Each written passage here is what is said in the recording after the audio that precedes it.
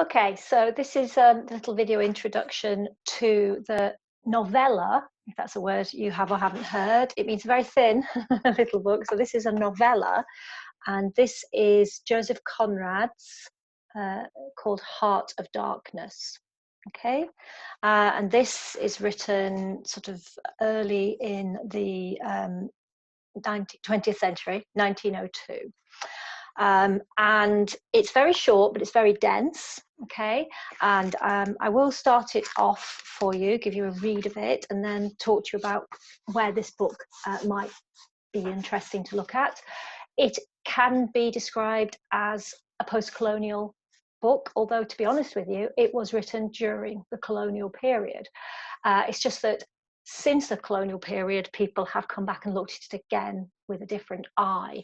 There's a very famous critic called Edward Said, who wrote a very famous book about, we called it Orientalism, but he also talked about this colonial worldview and the post-colonial worldview. And he wrote quite a lot about Heart of Darkness. And, you know, that title could be seen as, you know, quite a racist idea because it's about traveling into Africa. So the idea of that being this dark continent is nowadays an idea that we would question, and we'd look at how texts like this positioned Africa in that way. But it's also very psychologically astute. It's a study of madness. It's actually, in some respects, very critical of the colonial project. It was based on real things that happened in the Belgian Congo, awful atrocities. And Conrad himself was a Polish exile living in England, and he had worked at sea. So lots of people read his books purely for the sort of adventure of the sea descriptions. And it starts with this very famous description of the Thames, the River Thames. So I'll start reading that to you.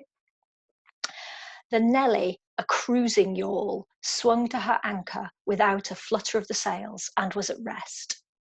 The flood had made, the wind was nearly calm, and being bound down the river, the only thing for it was to come to and wait for the turn of the tide.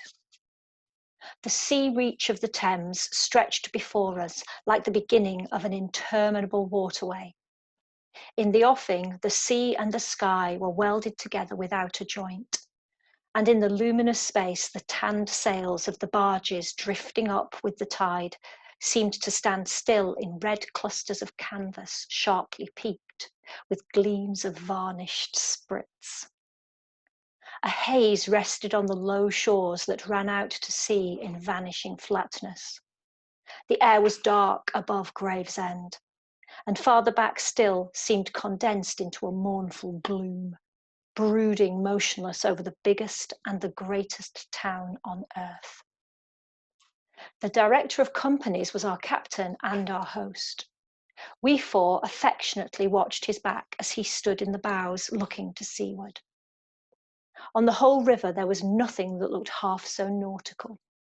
He resembled a pilot, which to a seaman is trustworthiness personified.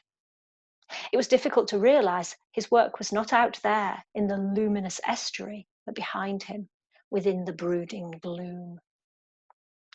Between us there was, as I have already said somewhere, the bond of the sea. Besides holding our hearts together through long periods of separation, it had the effect of making us tolerant of each other's yarns and even convictions.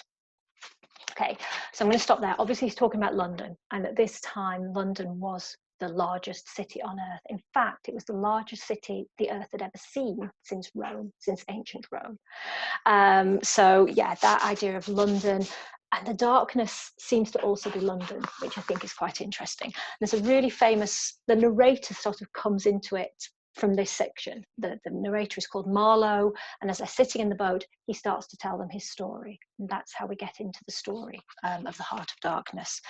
But there's this really famous line when he's talking about London, Marlowe, he looks out and he says to them listening, he says, "And this also," said Marlowe suddenly, "has been one of the dark places of the earth." So it's perhaps, you know, a more nuanced text than some readings of it would suggest, but I'm not saying it's not also got some really 19th century racist attitudes in it, because it has.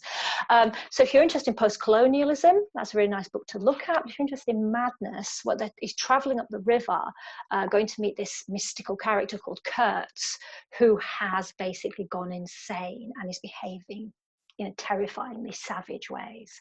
And interestingly, Kurtz is a white man. Now, there's a sort of racist assumption that it's being in Africa that has sent him mad. Nevertheless, the worst excesses are these performed by the white colonialists. Anyway, it's an interesting one if you want to have a look.